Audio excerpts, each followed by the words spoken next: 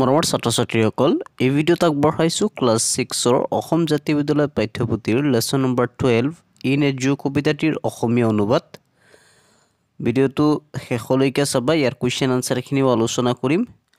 তো এই কবিতাটিত ইন এ জু মানে চিৰিয়াখানা এটাৰ বিষয়ে কৈছে যে চিৰিয়াখানাত কি জন্তু পোৱা যায় আৰু ইয়াত 1 2 3 এনেকৈ 10 লৈকে নাম্বাৰ দি বুজাইছে যে 1 the zoo is lots of fun, চিৰিয়াখানাত বহুত আনন্দ হয়। 2 2 চি এ কেংগাৰু দেখিবলৈ পোৱা যায়। 3 3 চি এ চিম্পাঞ্জিও আছে চিৰিয়াখানাত। 4 4 হিয়াৰ দ্য লায়নছ ৰোৱাৰ, চিৰিয়াখানাত কি শুনা যায়? লায়নছ ৰোৱাৰ মানে সিংহৰ গৰ্জন। 5 5 ৱাজ দ্য চিলছ ডাইভ, ইয়াত মাছ এটাৰ বিষয়ে কৈছে, চিলছ কি কৰে? ডাইভ কৰে যেনেকৈ পানীত। 6 6 there is a monkey doing tricks, মংকিয়ে কি কৰে? ট্ৰিক কৰে, চল চাতুৰি কৰে। 7 7 কাউণ্ট দ্য এলিফেণ্ট 11, 7 7 এলিফেণ্ট গণিব দিছে কেইটা? 11টা।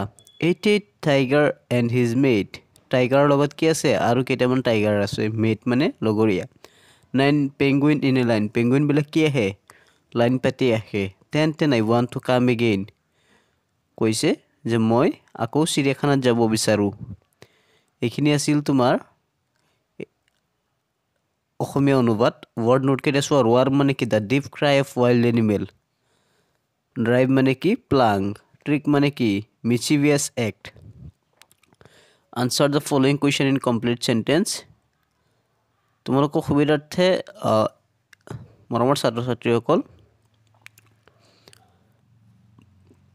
ইতিমধ্যে মই মানাস নেশ্যনেল পাৰ্কৰ অসমীয়া অনুবাদ আৰু কুৱেশ্যন আনচাৰৰ ভিডিঅ' আপলোড কৰিছোঁ, এবাৰ চাই ল'বা এই চেনেলত। ভিডিঅ'ৰ ডেছক্ৰিপশ্যনত লিংক দিয়া থাকিব। তো ইয়াত চোৱা, answer the following question in complete sentence. How is the zoo, চিৰিয়াখানা কেনেকুৱা? The zoo is a place where different animals were preserved, চিৰিয়াখানা হৈছে এনেকুৱা এখন ঠাই য'ত বিভিন্ন ধৰণৰ জীৱ জন্তু সংৰক্ষণ কৰা হয়। তাৰপিছত what do the seals do, the seals R dive in to the water. What is the monkey doing, the monkey doing the tricks. তাৰপিছত হাউ ডু পেংগুইনছ কাম, দ্য পেংগুইনছ কাম ইন লাইন। তাৰপিছত এই কবিতাটিৰ পৰা 6টা পেয়াৰ্ছ অফ ৰাইমিং ৱৰ্ড উলিয়াব দিছে, একে নিচিনা যাৰ উচ্চাৰণ এনেকুৱা ৱৰ্ড উলিয়াব লাগে। তো ইয়াত চোৱা,